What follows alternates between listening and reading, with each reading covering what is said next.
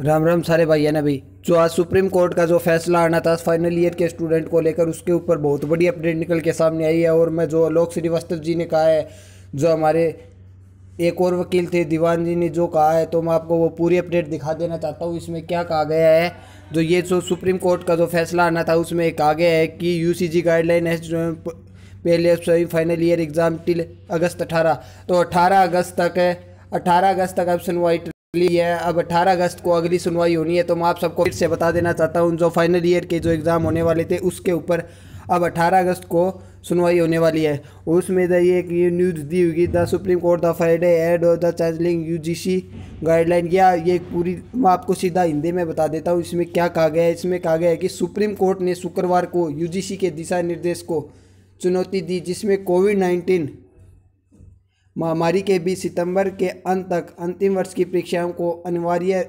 करने का आदेश दिया था। इस मामले को 18 अगस्त तक के लिए स्थगित कर दिया गया। पिछली सुनवाई के दौरान यूजीसी और महाराष्ट्र और दिल्ली सरकार के फैसले पर सवाल उठाते हुए कहा था कि राज्य के विश्वविद्यालयों के अंतिम वर्ष की परीक्षाओं को रद्द कर दे।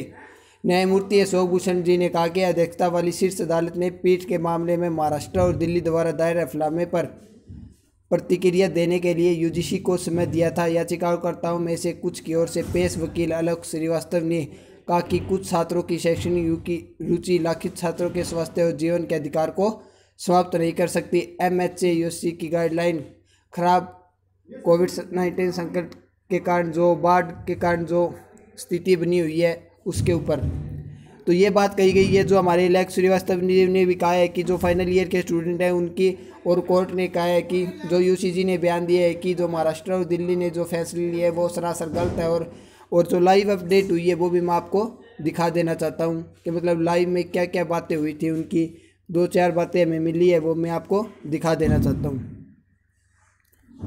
तो इसमें देखो, फर्स्ट है supreme court will now continue hearing the matter on yesterday 18 इसमें कहा गया है सुप्रीम कोर्ट अब 18 अगस्त को मंगलवार को मामले की सुनवाई जारी रखेगा।